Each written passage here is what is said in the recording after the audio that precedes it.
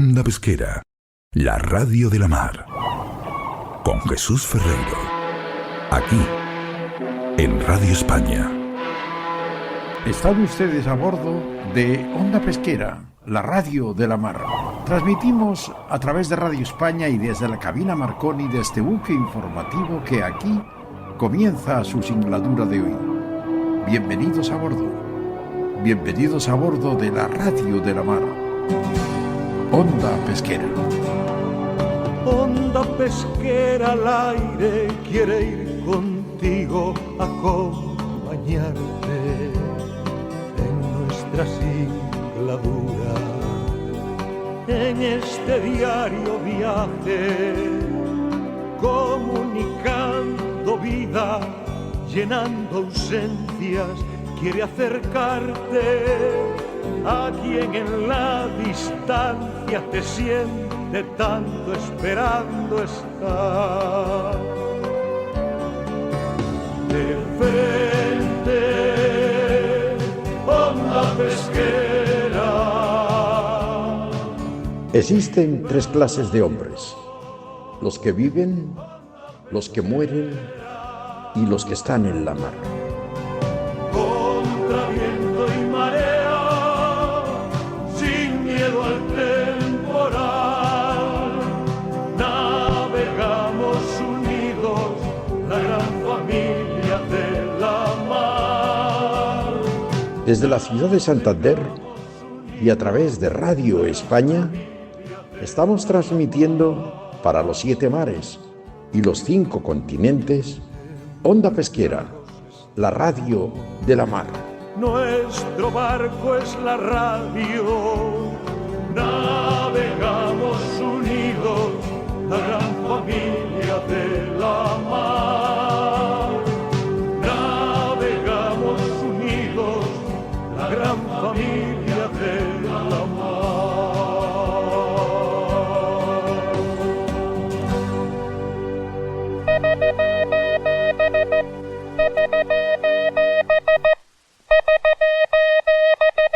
Como bien dice Pipo Prendes, navegamos unidos, la gran familia de la mar, aquí en Onda Pesquera. Buenos días, buena gente de la mar. Buenos días de Dios y nuestra santa patrona, la Virgen del Carmen. Onda Pesquera, este programa, nació hace 62 años y el de hoy, lunes, día 16 de junio del año 2025, es nuestro programa número 6346, el 112 de esta temporada, aquí en Radio España, la emisora número 1 de la radio española. Saludos para toda nuestra buena gente de la mar, especialmente para vosotros, los que nos estáis escuchando ahora mismo, lejos de vuestros seres queridos, a bordo de vuestros barcos pesqueros, buques mercantes, barcos de recreo y, naturalmente, también buques de nuestra Armada Española. Para que nos podéis escuchar desde cualquier punto de los 7 mares, estamos transmitiendo desde Radio España a través de todas sus plataformas internacionales: Seno FM, Google, Podcast, Spotify, Amazon y también a través de YouTube. Saludos especiales, cómo no, a toda nuestra audiencia de Radio Intercontinental de Madrid, que transmite en directo Onda Pesquera a través de su frecuencia 95.4 de la FM de Madrid. Naturalmente, también saludamos a los que ahora mismo nos estáis escuchando a través de la frecuencia 106.1 de la FM de Radio Roncudo de Corme, esa preciosa población da Costa da Morte donde nacen los mejores percebes del mundo. Para ayudarnos a entender mejor la actual situación del mundo de la mar, hoy embarcan en Onda Pesquera, en el Congreso de los Diputados, en Madrid, Rosa Quintana, en el puerto gallego de Burela, Basilio Otero, en Atapuerca, en Burgos, Jorge Estramiana, en el puerto de Santander, Begoña Merino, en uno de los puertos más hermosos de Asturias, es decir, en Candás, embarca Pipo Prendes. En el puerto mediterráneo de Cartagena, en Murcia, embarca el capitán de navío Eduardo Bernal. Jorge Álvarez sube a bordo en Madrid y quien les habla, Jesús Ferreiro, en Santander. Que nuestra Santa Patrona, la Virgen del Carmen, nos acompañe a todos en esta singladura. Comenzamos a navegar a bordo de este buque informativo que se llama Onda Pesquera y que es la radio de la mar. Onda pesquera al aire quiere ir contigo a acompañarte. Aquí continuamos navegando en Onda Pesquera, la radio de la mar. Continuamos en nuestra singladura 6346, la 112 de esta temporada actual. Y estamos, como bien sabéis todos, a lunes 16 del mes de junio del año 2025. Vamos a hablar con una buena amiga y con una gran luchadora por el mundo de la mar desde hace muchísimo tiempo. A la que apreciamos, valoramos todo su trabajo y admiramos tanto personal como profesionalmente. Doña Rosa Quintana, buenos días. Muy buenos días, Jesús. Siempre un placer oírte y muchas gracias por las palabras de cariño que siempre tienes hacia mí. Rosa, te aseguro que te las mereces todas y más. Rosa, vamos a ver, es que me ha sorprendido porque tú eres una persona joven, pero ¿tú has estado en política con don Manuel Fraga? Pues sí, señor. Ah, sí, pero serías muy joven. Bueno, ya soy viudita, Jesús. No, hombre, no, que te estoy viendo yo en las fotos. Primero que estás guapísima y luego que no, pero claro, yo, fíjate, yo a Manuel Fraga, que le tenía especial admiración y él estuvo muchas veces en nuestro programa de Onda Pesquera hablando de la mar. Además inauguró un stand que tuvimos en una feria naval de Bilbao, y tenía muchas cosas, mucho contacto personal con él, y además yo recuerdo que le invité un día a cenar, le dije, a ver, don Manuel, a usted que le gusta la carne, le voy a invitar a comer en un asador de Tolosa, al lado de San Sebastián. Vale, pues ya voy, venga. Y oye, efectivamente, el martes siguiente se presentó.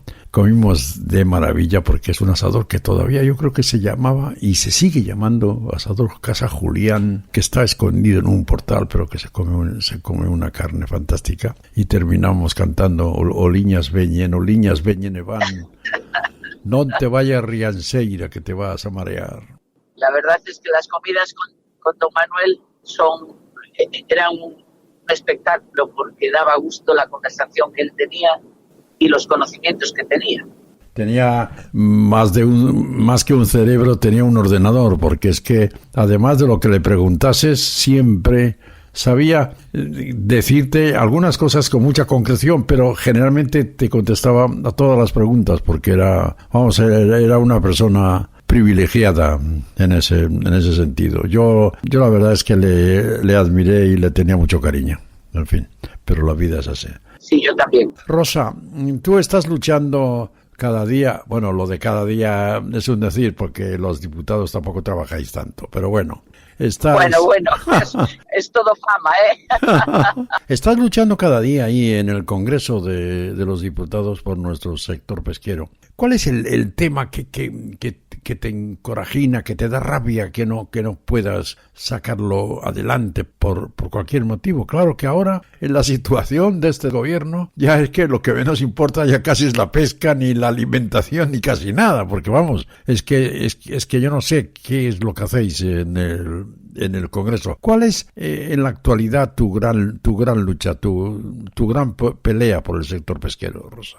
Pues mira, tenemos varios frentes abiertos, como bien te puedes imaginar. En estos momentos, esta semana fue un mazazo el que recibió el sector pesquero y todas aquellas personas que siempre queremos defender a la pesca, que fue el haber recibido la sentencia del Tribunal de Justicia de la Unión Europea ante el recurso que habíamos planteado por el reglamento base en el que se prohibía la pesca con arrastre y palangre en las zonas, en 87 zonas del Atlántico.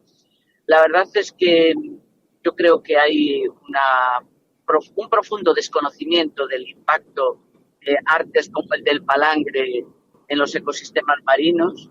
Creo que se cometió en su día un error cuando la ponente del reglamento base fue la señora Clara Aguilera, que era una eurodiputada del PSOE. Se le advirtió en aquel momento que no solamente estaban introduciendo el arrastre, sino también el palangre, y que eso no tenía ningún sentido porque el palangre es un arte muy selectivo. Bueno, pues aún así salió adelante y ahora estamos pagando las consecuencias. Y entonces, bueno, pues yo esta semana he hecho varias preguntas al gobierno, estoy esperando la respuesta, por supuesto, para saber, bueno, pues qué ha hecho el gobierno del Estado de España para defender a este sector, qué informes científicos ha conseguido elaborar desde el año 22 para acreditar que el palangre no es perjudicial para el ecosistema marino. Y también le pido al ministro que se plantee el presentar un recurso de casación, pero lo que es más fundamental es que plantee España ante la Comisión Europea la necesidad de hacer un nuevo reglamento de base.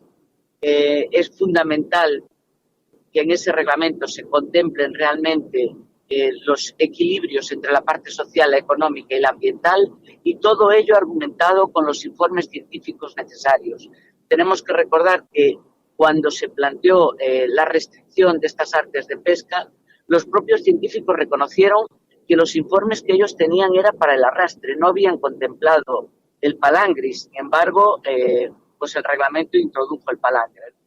Creo que los errores existieron y no podemos quedarnos parados en el pasado, tenemos que avanzar y por eso es necesario que en estos momentos España, como el principal país pesquero de la Unión Europea, impulse delante de la Comisión Europea la necesidad de trabajar en un nuevo reglamento de bases que ponga las cosas en su sitio.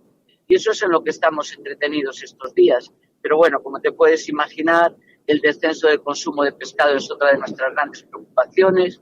Estamos trabajando en la organización de unas jornadas para fomentar este consumo de pescado.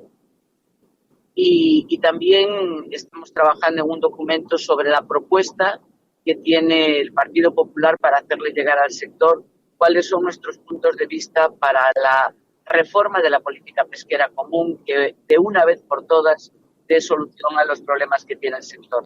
Como puedes ver, estamos entretenidos. Sí, pero Rosa, ¿tú no crees? Vamos a ver, la sensación que me da a mí, y yo creo que mucha gente, ¿tú crees que el gobierno te va a contestar algo? Si ahora el gobierno está en lo que está, que es en lo que dice Ábalos, en lo que dice Koldo, en lo que dice el otro, el defender a mi hermano, el defender a mi mujer, pero yo es que a mí me parece que el gobierno no piensa más que en eso, porque y hay otra cosa que quiero preguntar. Cuando nombraron al nuevo comisario de pesca al Costa Cádiz, todo el mundo, jiji, qué bien, que todo, coño. Pero es que no se está viendo nada, ni ningún avance. ¿Por qué?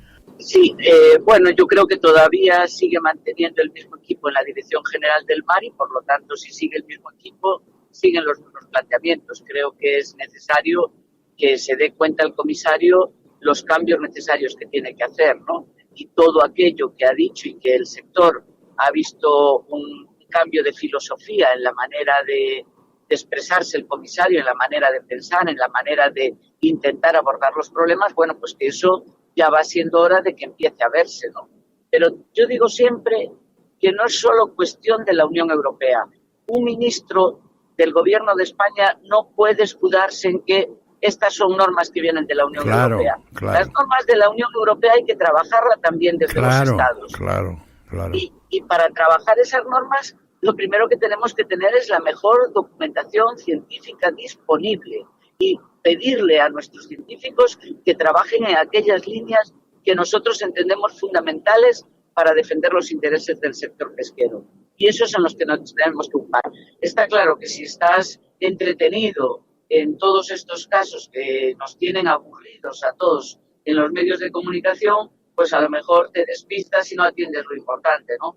Pero que el ministro de Agricultura, Pesca y Alimentación, sus elementos fundamentales de trabajo deberían de ser defender a estos sectores y no defenderse de las corrupciones que tienen dentro de su partido. Sí, ahora el problema del gobierno es saber cuándo cada 24 horas con respiración asistida, porque a ver qué va a salir, a ver qué va a contar a ver qué contar el otro, a ver contar... Coño, ¿y por qué se van a preocupar? El tema de la pesca, anda ya. Bastantes problemas tengo yo con defenderme de todas las acusaciones. Claro, y ese es un problema. Esa es una realidad que no debería ser. Claro que no. Pero lo es. Por desgracia lo es. Hay un tema, Rosa, que te quería comentar. Vamos a ver, en el puerto de Dakar, en Senegal, hay 4 barcos pesqueros de la flota cañera atunera vasca que llevan desde diciembre amarrados, se están pudriendo, unos barcos nuevos, unos barcos para la flota atunera. Hablé con uno de los barcos que, mira, mañana va a estar Rosa en el programa. Que se acuerden que estamos aquí y nadie nos dice nada. Y estamos aquí amarrados, abandonados. Yo he presentado pregunta también por ese tema y la respuesta es para ponerte a llorar, porque han dicho que no hay ningún problema, que han buscado solución a todos los barcos que estaban afectados. Entonces, bueno, pues si me pasas información, volveré a insistir en ese tema.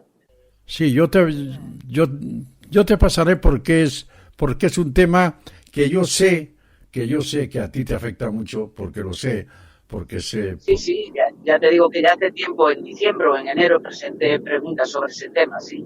Bueno, pues te pasaremos toda la información y confiaremos en ti, que es en este caso una de las personas en que más podemos confiar. Rosa, que tengas una buena semana, que tengas mucha suerte, que tengas mucha salud, que tengas mucha fuerza, porque eres imprescindible para nuestra gente de la mar. Ahí en ese Congreso de los Diputados, que ya no se sabe si llamarle Congreso de los Imputados o de los Diputados. Rosa, feliz semana. Bueno, igualmente, Jesús, feliz semana. Y que lo pases bien y que tengas mucha fuerza para seguir luchando por nuestra buena gente de la mar. Rosa, gracias. Esa no la perderé nunca, toda la fuerza. Lo sé. Gracias, un abrazo, Rosa. Un beso muy grande, igualmente, Jesús. para ti, Rosa. Navegamos unidos, la gran familia de la mar.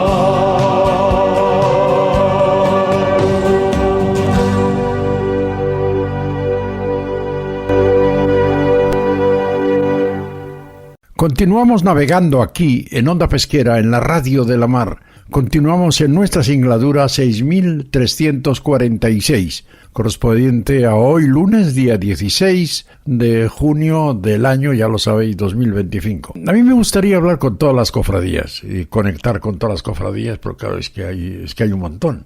Hay un montón de cofradías, hay más de 200. Y entonces, para concentrarlo todo, vamos a hablar, como siempre, con nuestro buen amigo Basilio Otero, que es el presidente nacional de las cofradías de pescadores de nuestro país. Don Basilio Otero, buenos días. Hola, Jesús, buenos días a todo el mundo. ¿Qué tal estás?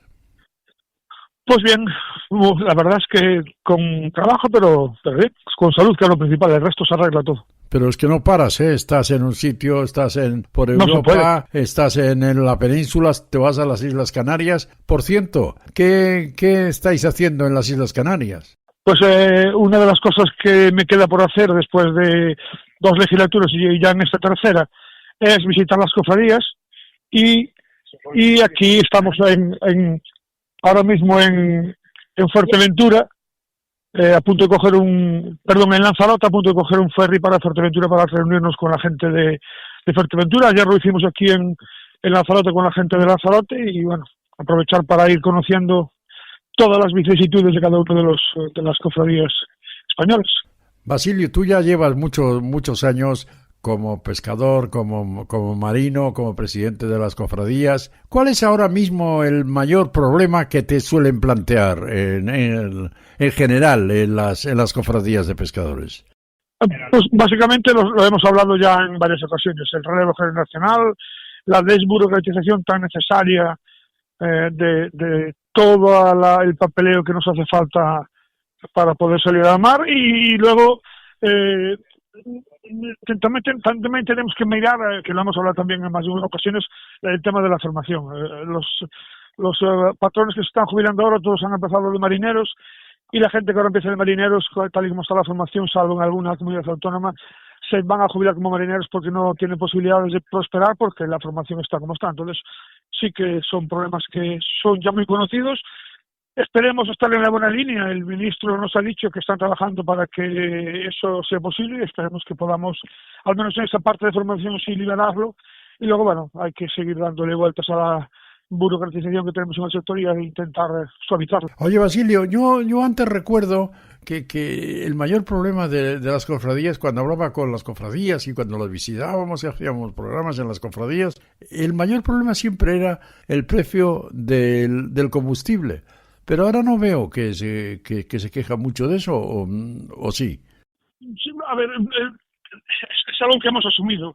Es cierto que el combustible a partir de 60 céntimos empieza a no ser ya rentable la pesquería. Está en ese precio aproximadamente y bueno, no es el mayor de los problemas ahora mismo el combustible.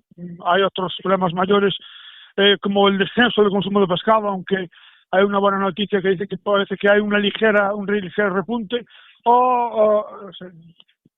tenemos que seguir trabajando para que eso siga siendo así y desde luego lo que menos no es nuestra máxima preocupación ahora mismo el combustible. De todas formas, mi opinión, Basilio, es que, porque vamos a ver, fijémonos siempre, ¿no? Si quiero correr a una pierna. Hombre, pues yo me meto en internet y miro dónde se corre a una pierna, en qué país, tal. Si quiero vivir más, pues ¿qué país es el más longevo? Tal. Y voy al país, me sale Japón, me sale España, y que son países que se consume pescado. Quiero decir que el pescado es un alimento que nos ayuda a vivir más tiempo y mejor. Que la gente se va dando cuenta, ¿no? Coño, es que si quiero vivir más y si quiero vivir mejor, no me queda otra que comer pescado. Pero no parece tan fácil como creemos, ¿no, Basilio? Sí, porque también la gente somos cada vez más cómodos, no queremos que la casa nos huela a pescado, queremos que venga todo embarquetillado ya y 2 minutos en el microondas y se acabó. Es decir, hay que dar esos pasos esos pasos tenemos que darlos nosotros y luego seguir trabajando para convencer a la gente de lo que tú estabas diciendo, que comer pescado es comer salud, que comer pescado es comer felicidad y que comer pescado alarga la vida, como está demostrado. Ese es un trabajo que estamos haciendo desde la Federación Nacional a través de los convenios que tenemos con Alimentos de España y es algo en lo que tenemos que seguir trabajando exactamente igual y con la misma intensidad. Perfecto. ¿Y algún mensaje ahora mismo? Porque tú ya sabes que este programa lo reciben todas las cofradías de nuestro país. ¿Algún mensaje para las cofradías de su presidente, de Basilio Otero? El que doy siempre. No podemos estar nunca con los brazos caídos. El mar no para y nosotros tampoco podemos parar, al igual que hacia el mar, porque nuestros pescadores se lo merecen. Tenemos que estar alerta y con trabajo continuo 24/7 para que nuestros pescadores puedan hacer la vida lo más fácil posible cuando lleguen a puerto y no tengan muchas trabas burocráticas. Es nuestro trabajo y es nuestro anhelo continuo, desde luego. Sin duda. Bueno, pues que vaya todo muy bien por las Islas Canarias. Un abrazo muy fuerte. Gracias por tu dedicación, por tu trabajo y sobre todo porque yo creo que estáis haciendo desde la Federación Nacional de Cofradías un gran trabajo y se está notando en las cofradías. Tenemos ese problema, pero no solo en las cofradías, sino incluso en la marina más grande, la marina mercante, de la falta de personal. Pero bueno, a ver si poco a poco lo vamos solucionando. Basilio Otero, muchísimas gracias. Como siempre, gracias a ti, Jesús. Estoy convencido que entre todos lo conseguiremos. Y luego, como digo siempre, al terminar, aprovechando lo que tú decías en el medio de la entrevista, hay que comer pescado para ser sanos y ser felices. Un abrazo muy fuerte, Basilio. Un abrazo. Onda pesquera al aire quiere ir contigo a acompañarte. Continuamos navegando en Onda Pesquera, la radio de la mar. Continuamos ya en nuestra singladura 6346, la 112 de esta temporada. Y ahora vamos a hablar de un tema muy interesante, muy interesante porque nos va a llevar a un corredor biológico, nos va a llevar a un bosque para el planeta, nos va a llevar a los yacimientos arqueológicos de Atapuerca, nos va a llevar a la historia de la evolución humana. Y vamos a hablar con el presidente de Un Bosque para el Planeta, que es Jorge Estramiana. Jorge, buenos días. Hola, muy buenos días, Jesús. Encantado. Oye, Estramiana, ¿de dónde es este apellido tuyo? Pues mira, Estramiana en realidad es un municipio del norte de Burgos pegando a la provincia de Vizcaya. Ah, o sea, hay una población que se llama Estramiana, ¿eh? Sí. Pero es vuestra, ¿no? No, que va, ni mucho menos. Ahora, te tengo que decir que sí que descendemos de ahí porque mi padre es de un pueblo, nacido en un pueblo a 30 kilómetros de allí, o sea que muy bien. descendemos de esa zona. Muy bien. Jorge, nosotros aquí en Onda Pesquera repetimos mucho que vivimos en este pequeño planeta vagabundo y que equivocadamente llamamos Tierra. ¿Por qué llamamos Tierra a un pequeño planeta cuya 3/4 partes aproximadamente están ocupadas por la mar? ¿Por qué no se llama mar y por qué se llama tierra? Así es, estamos totalmente de acuerdo en esa cuestión. Oye, ¿qué es Un Bosque para el Planeta? Bueno, pues muy sencillo. Yo desde, como te decía, mi padre es cerca de ese pueblo de Estramiana, a 30 kilómetros en dirección hacia Poza de la Sal. Y en Poza de la Sal, que también es un pueblo de Burgos, nosotros veraneábamos todos los años allí. Y todos los años me llevaban mis padres a Poza de la Sal, delante de casa de Felero de la Fuente, porque era un loco de ver El hombre en la tierra de Félix y todos los documentales que sacaba. Y entonces desde muy pequeño siempre he estado muy mentalizado en cuanto a cuestiones de medio ambiente, de fauna, de flora, de biodiversidad en general. Y entonces estábamos metidos, mis dos hermanos y yo, mi hermana Olga, mi hermano Sergio y yo, estábamos metidos en diferentes organizaciones de medio ambiente como socios, pero veíamos que había muchas lagunas y cuando se hacían propuestas, pues muchas veces caían en saco roto y dijimos, bueno, pero ¿y por qué no proponemos nosotros eso que vemos que hay vacíos o que hay lagunas que no se terminan de llenar para ayudar realmente al medio ambiente? Y entonces fundamos los tres hermanos la ONG Un Bosque para el Planeta Tierra, que no es otra cosa que la idea de unir espacios naturales a lo largo de todo el planeta. Muy bien. Buena idea. Claro, una cosa es pensarlo, como tantos pensamientos tiene el ser humano, que muchas veces también hago esa reflexión. Si todos los seres humanos hubiésemos cogido esos pensamientos locos y los hubiésemos intentado llevar a término, el planeta sería totalmente distinto. Si no hubiésemos tenido miedos. Y nosotros los tres dimos ese paso. Y la verdad que en poco tiempo fue una auténtica maravilla.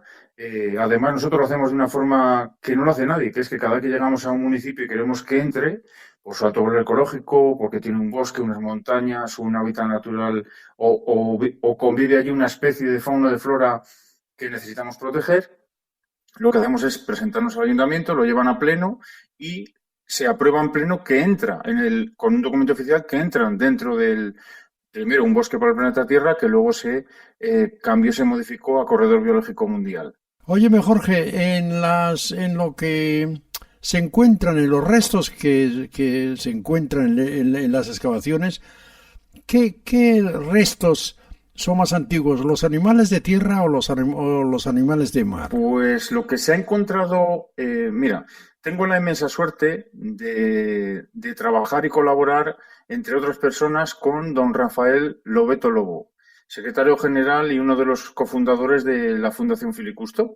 Y estuvimos hace 4 días visitando los yacimientos de Atapuerca con otra eminencia, Eudal Carbonell, Premio Princesa de Asturias y codirector de Atapuerca. Los tres somos miembros de la Junta Directiva del Corredor Biológico Mundial y nos estuvo in situ enseñando Eudal Carbonell la grandolina, la galería, pues las diferentes estructuras que tienen dentro de los yacimientos allí in situ. Y nos estuvo explicando en persona qué es lo que habían encontrado.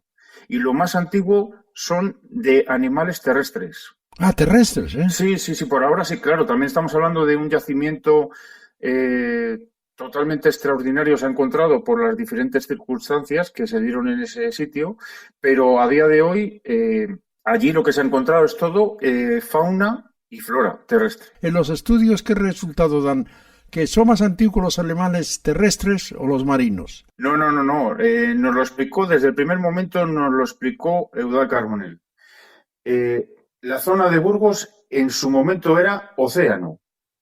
Por eso te lo preguntaba. Ya te da la pista de que todo este territorio, en el día que se encuentren hallazgos sobre fauna marina, realmente es mucho más antiguo porque es de hace millones de años. Aquí estamos hablando que lo más antiguo que se ha encontrado ha sido, de seres humanos, para atrás 1.400.000 años, que es una auténtica barbaridad. O sea, eso es, hablando científicamente sobre seres humanos, es un hallazgo extraordinario. Sin embargo, sí que es verdad que aquí en la Sierra de Atapuerca y en la Sierra de la Demanda, que está justo al lado, se han encontrado huesos de dinosaurios terrestres y marinos, con lo cual yo te está diciendo que eso hace 60 y tantos millones de años, que es mucho más antiguo, dándote la razón de que es mucho más antiguo el hábitat marino que aquí existía. 60 y tantos millones de años, ¿eh? Sí. Joder, tú y yo no habíamos nacido entonces. Pues que, bueno, a punto.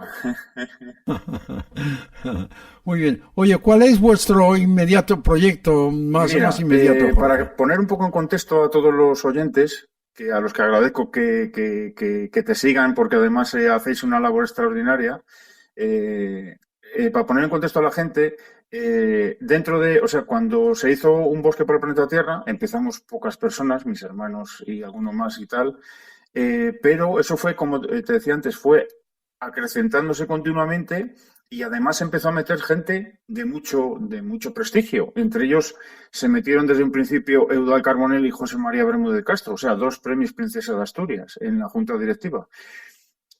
Un día, aquí en la Cumbre del Clima, que no se pudo hacer en Chile, sino que se hizo aquí en España por los problemas que había allí, en Madrid, en la Cumbre del Clima, yo me topé con Silvia Early, la mujer de los océanos, premio Princesa de Asturias. Y como yo no me puedo sostener o no me puedo callar, pues me acerqué a ella y le expliqué el proyecto y me dijo: Jorge, ¿dónde hay que firmar? Dice: lo único que te voy a pedir es una cosa, que se cambie el nombre, porque un bosque para el planeta Tierra, en tierra se entiende, pero un bosque para el planeta Tierra en el hábitat oceánico no se entiende. Y de ahí, entonces, se modificó la ONG Un bosque para el planeta Tierra y se puso ONG Corredor Biológico Mundial. Y entonces ahí ya entraban todos los hábitats. Y entonces empezaron a entrar universidades, entraron a entrar fundaciones internacionales, entre ellas, desde el primer momento, la Fundación Philippe Cousteau. Empezaron a entrar un montón de personalidades extraordinarias, entre ellas Virute Gáldicas, no sé si te sonará, es la mujer de los orangutanes, que lleva 50 años en Borneo. Eran 3 como lo llaman ellos, los ángeles de Lake, de Louis Lake, el antropólogo que estaba en África. Cogió a 3 mujeres, Diane Fossey, la de los gorilas, la que mataron, Jane Goodall, que es la más conocida, la de los chimpancés, y la tercera era Virute Gáldicas. Esta es menos conocida porque casi no ha salido de Borneo. O sea, su trabajo real ha sido allí, que es un trabajo terrible día a día, porque allí tienen muchos problemas con las plantaciones de palma que están quitando. Bueno, si no es por ella ya habría desaparecido la selva en aquellos sitios. Y cuando me decías ahora que cuáles son nuestros proyectos más cercanos, pues es que estamos todos los días con el proyecto. Ya está presente en los 5 continentes, tanto en hábitat marino como oceánico. Y por ponerte un ejemplo, no es tontería lo que hacemos nosotros. Nosotros trabajamos con universidades públicas. En Canarias, en El Hierro, llevamos trabajando mucho tiempo. Y una de las cosas que hicimos fue en el Mar de las Calmas, donde ahora se quiere hacer el primer parque nacional marino, con la Universidad de Las Palmas de Gran Canaria y la Universidad de La Laguna, con científicos interdisciplinares, en el que hay veterinarios, en el que hay especialistas en cetáceos, vulcanólogos, geólogos, químicos oceánicos. Todos ellos llevaban mucho tiempo haciendo investigación en todo ese territorio canario.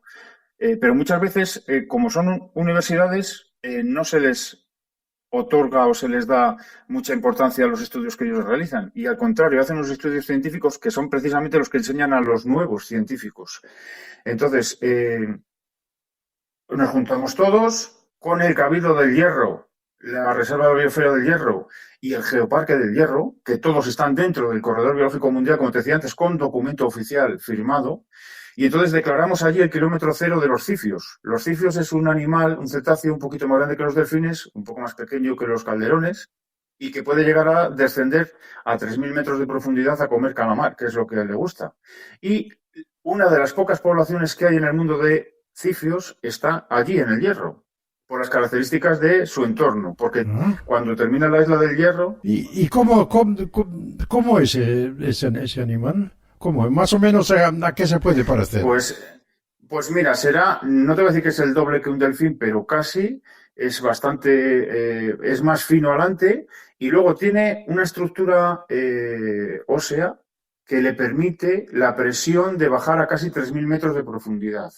Y lo que tiene es un sonar, porque ahí es oscuro total, es un sonar que lo va lanzando despacio, pero en el momento que detecta una presa, son todos fogonazos, no sé, cientos de fogonazos al minuto, para no perder la presa y pillarle. Qué interesante. Volveremos a conectar contigo, Jorge, porque esto es súper interesante y además siempre habrá novedades. Jorge Estramiana, muchísimas gracias. Ha sido un placer tenerte aquí en Onda Pesquera, la radio de la mar, y volveremos a conectar contigo sin ninguna duda. Un abrazo muy fuerte. Nada, un abrazo muy fuerte. Muchísimas gracias por todo y ha sido un placer. Estás escuchando Onda Pesquera, aquí, en Radio España. Ha llegado el momento de navegar por el mar Cantábrico, atracar en el puerto de Santander y escuchar lo que nos dice Begoña Merino. Adelante, Begoña, buenos días. Buenos días, Jesús. Hoy me gustaría recordar un poco de la historia del Titanic para todos nuestros oyentes, que además precisamente hace unos días estuviste en Madrid en una entrevista en el programa, el podcast Animales Humanos, que la verdad, pues hacen un trabajo Ibai Vegan muy interesante con grandes personalidades. Y bueno, fue una entrevista en torno al Titanic y me gustaría que me resumieras cómo fue esa entrevista. Bueno, pues fue muy bien, gracias Begoña. Fue muy bien, placer conocer a Ibai y a su compañera Ana. Fue una sorpresa muy agradable, primero por lo buena gente que son y luego porque me ha sorprendido mucho la cantidad de audiencia, el número de audiencia que tienen los comentarios que hacen los oyentes, o sea, los usuarios del podcast, y me ha sorprendido muy agradablemente y quiero agradecer muy sinceramente a Ibai el haberme dado esta oportunidad en su podcast Animales Humanos. Yo que he escuchado la entrevista, hay un tema que me gustaría que ampliases un poquito porque pasasteis un poco de largo por los españoles que iban a bordo del Titanic y la verdad que entre ellos hay algunas de las grandes familias de la época como los Castellana y me gustaría que nos contases los detalles que más han trascendido de aquella travesía que hicieron a bordo del Titanic. También les tocó un trágico final y las vicisitudes que tuvieron que pasar y que salvar hasta regularizar la situación que quedó tras el naufragio. Sí, bueno, era de los españoles, de los 10 españoles que iban a bordo del Titanic, la familia Peñasco Castellana era la más importante, eran unos millonarios de la época, una familia súper importante, y Víctor se había casado con Josefina, con su novia de siempre, y estaban de viaje de novios, estaban en París, viajaban con su mayordomo y con su ama de llaves para no disgustar a su madre, que no le gustaba que viajasen en barco, como le pasaba pues a casi todas las madres, ¿no? Y sobre todo en aquella época donde había tantos accidentes en la mar, pues porque los barcos de hace 110 años, 112, 120 años no eran los mismos de ahora, ¿no? Por eso le recomendó encarecidamente que por favor en el viaje de bodas que no hiciese ningún viaje en barco, pero al llegar a París vieron una gran publicidad del viaje del primer viaje del Titanic desde Southampton, cerca de Londres, hasta Nueva York, y dijeron, hombre, qué mejor ocasión para ir a Estados Unidos a bordo del primer viaje del Gran Titanic, ¿no? Era un barco que tenía, sin haber nacido, ya tenía muchísima historia. Y bueno, compraron los billetes para los dos y para el ama de llaves, y dejaron a su mayordomo en París con unas postales escritas por Víctor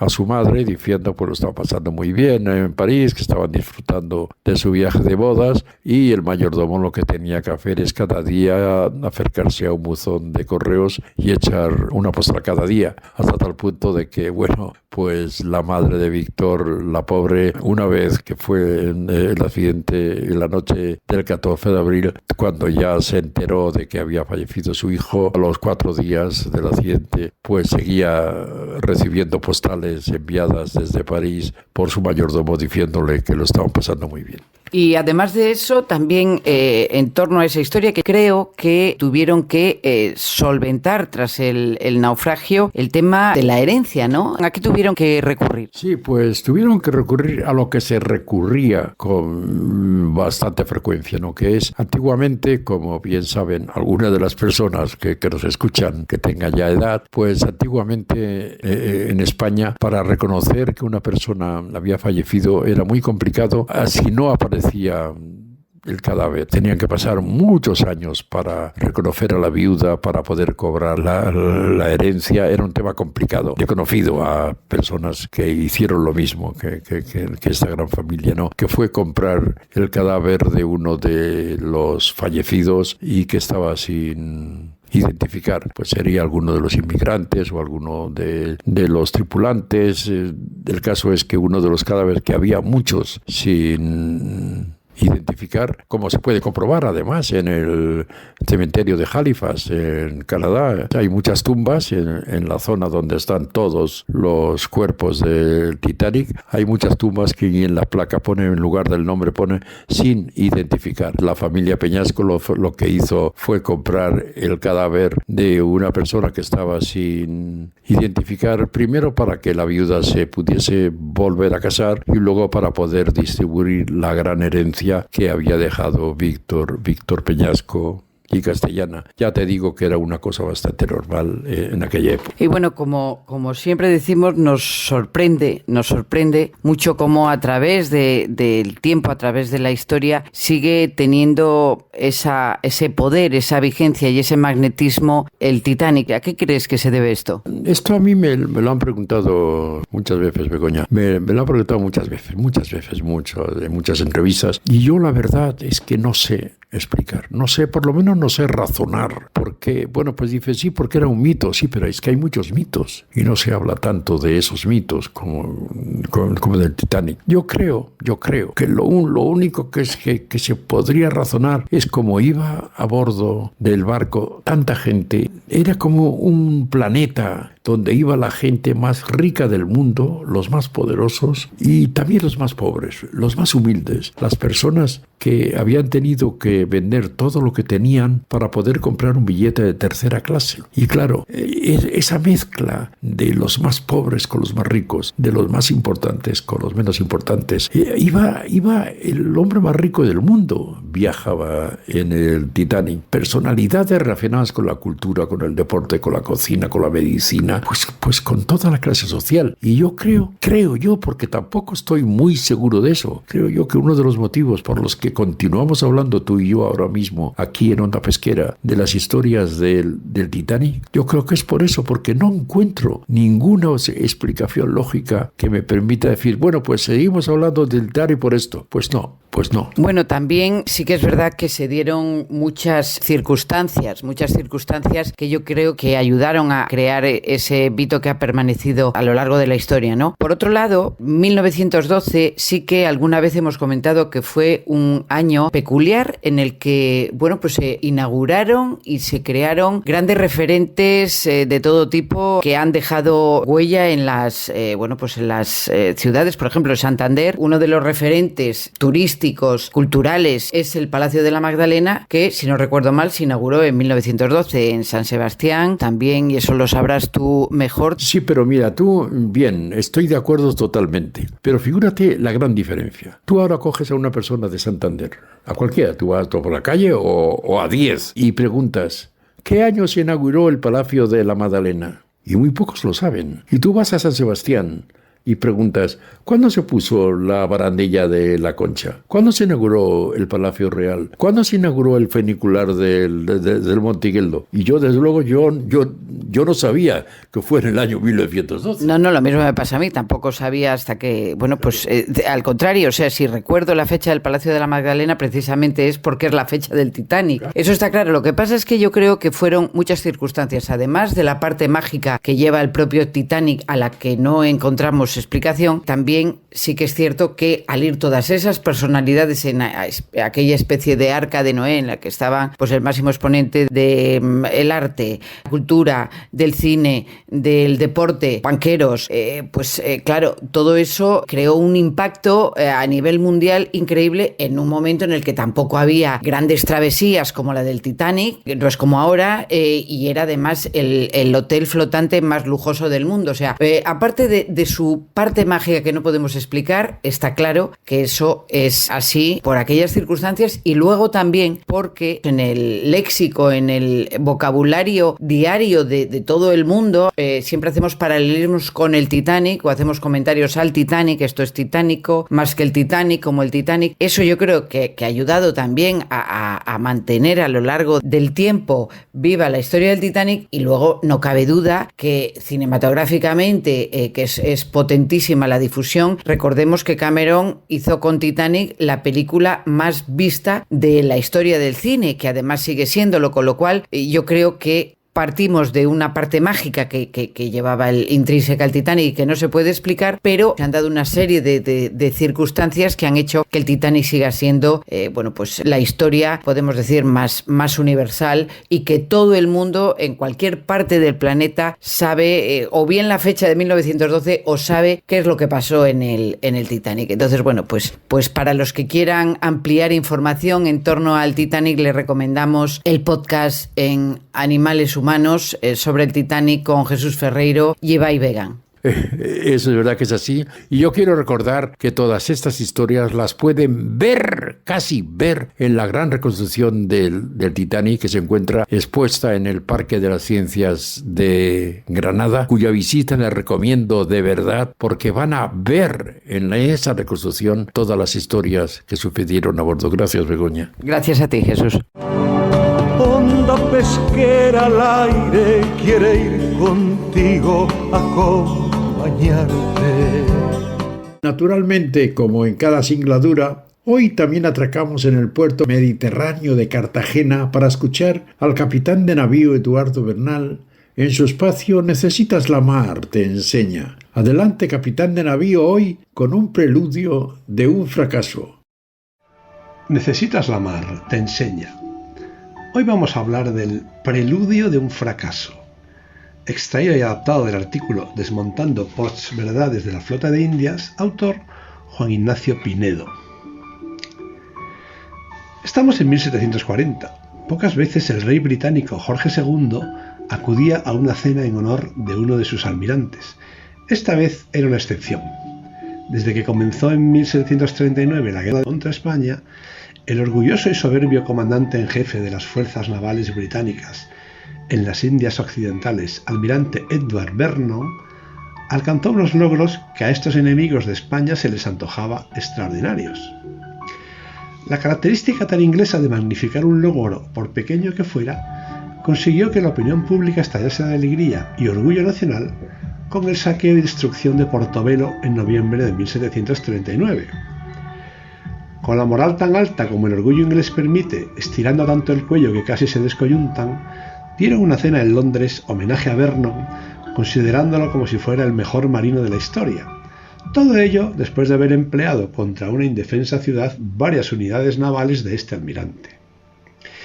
Y así, en los postres, pasaron a discutir los planes de ataque contra la llave del Imperio Español, Cartagena de Indias.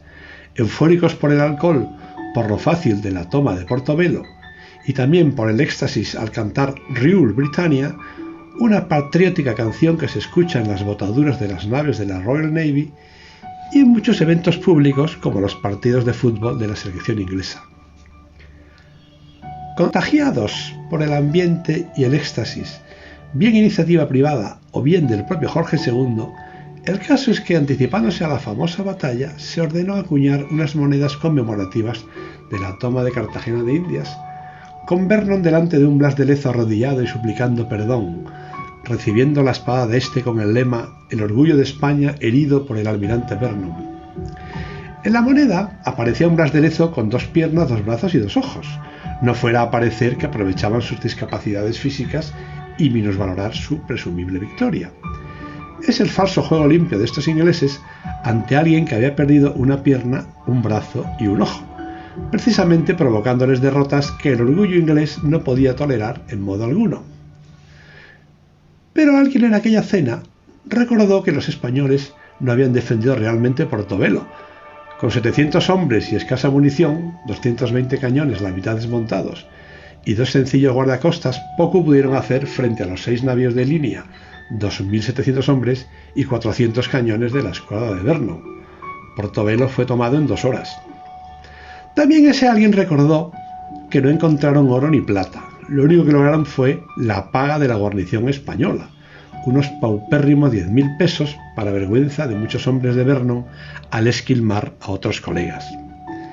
Vernon, con su inagotable soberbia, le mandó callar, y con la autoridad de sus galones se dirigió a todos afirmando que con la flota adecuada y la infantería pertinente, Cartagena de Indias sería en breve inglesa y permitiría partir en 2 al Imperio Español. Al día siguiente estudiaron en el Almirantazgo el ataque a Cartagena de Indias ante el Lord del mismo. Al comienzo de la reunión tomó la palabra el comodoro George Anson, profundo conocedor de la flota española, que gozaba de gran predicamento entre sus camaradas y que posteriormente fue el primer Lord del Almirantazgo. Anson respetaba y admiraba secretamente a los españoles y pasaba largas horas estudiando sus tácticas. Siempre le parecieron magníficos contrincantes, soberbios marinos y extraordinarios constructores. Anson sabía que dirigir una flota de Indias era verdaderamente complejo, al alcance de muy pocos, necesitándose grandes dosis de liderazgo y autoridad. En esa reunión del Almirantazgo dijo Anson: «Señores, los españoles tienen unos mandos navales extraordinarios en la mar y en combate. Hasta 1620 fue muy complicado hacernos con un doblón de oro transportado desde América hasta España. El precio que tuvimos que pagar por pequeños logros fue tremendo en naves, hombres, munición y tiempo perdido. Hemos desangrado nuestra flota y nuestras reservas del Tesoro Nacional y socavado nuestras ilusiones, confianza en nosotros mismos y autoestima. Es cierto que lo hemos sabido tapar gracias a nuestra capacidad para ocultar la verdad según nuestros intereses. Aquí vemos cómo silencian sus derrotas». Continuó Anson diciendo: «Como conclusión final, tan solo nos queda el ataque a las colonias españolas de ultramar para hacernos con su oro y plata y que los compense económicamente. Y Cartagena de Indias parece ser la clave. Pero allí, señores, está uno de sus mejores marinos, Blas de Lezo». El resultado de la batalla de Cartagena de Indias de 1741, de la derrota infligida por Blas de Lezo a Vernon, es de sobra conocido. Después de su derrota, Vernon regresó a Inglaterra, fue relevado de su cargo inmediatamente y expulsado de la Marina en 1746. A pesar de su profundo descrédito, a su muerte en 1757 se enterró su cuerpo en la abadía de Westminster, como si fuese un héroe más de los que allí reposan. La falaz leyenda en su tumba dice: «Sometió a Chagres en Panamá y en Cartagena conquistó hasta donde la fuerza naval pudo llevar la victoria». Capitán de navío Eduardo Bernal González Villegas, Instituto de Historia y Cultura Naval, Onda Pesquera de Radio España.